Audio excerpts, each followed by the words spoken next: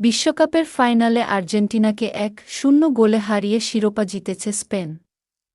এতে টানা দ্বিতীয়বার শিরোপা ছোঁয়া হয়নি আলবিসেলেস্তেদের। ফাইনাল হারের একদিন পর সামাজিক যোগাযোগ মাধ্যমে আবেগঘন ও কড়া বার্তা দিয়েছেন আর্জেন্টাইন মিডফিল্ডার রদ্রিগো ডি পল।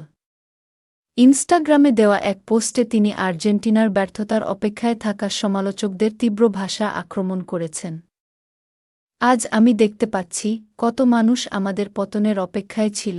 পুরো বিশ্বকাপ জুড়ে তারা ভিত্তিহীন ষড়যন্ত্র গল্প ছড়িয়েছে শুধু এই কষ্টটা কমানোর জন্য যে সব আর্জেন্টাইনরা যা অনুভব করছিল তা তারা নিজেরা অনুভব করতে পারছে না।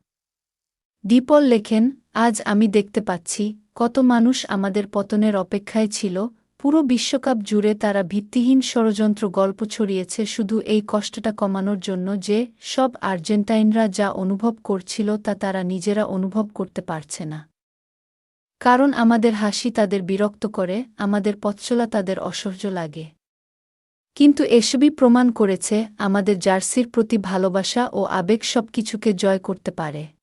পুরো বিশ্বকাপ জুড়ে আর্জেন্টিনাকে রেফারিদের পক্ষপাতিত্ব পাওয়ার অভিযোগ এবং দলটির খেলার ধরন ও উদযাপন নিয়ে নানা সমালোচনা হয়েছিল।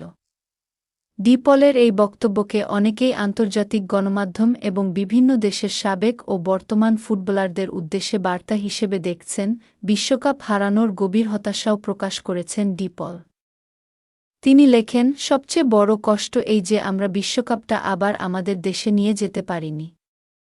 যদি কেউ সেই অনুভূতি আবার পাওয়ার যোগ্য হয়ে থাকে, তবে সেটা তোমরাই, সমর্থকরা। কিন্তু সময় যত যাচ্ছে তোমরা আমাদের বুঝিয়ে দিচ্ছ যে এই দলের সঙ্গে তোমাদের সম্পর্ক শুধু একটি ট্রফির জন্য নয়। এই কঠিন সময় পার করার শক্তি আমি সেখান থেকেই নিচ্ছি। শেষে ডিপল আরও লিখেছেন, এই কষ্ট অনেক দিন থাকবে। কিন্তু আজ আগের যে কোনো সময়ের চেয়ে বেশি আমি আর্জেন্টাইন হতে পেরে গর্বিত।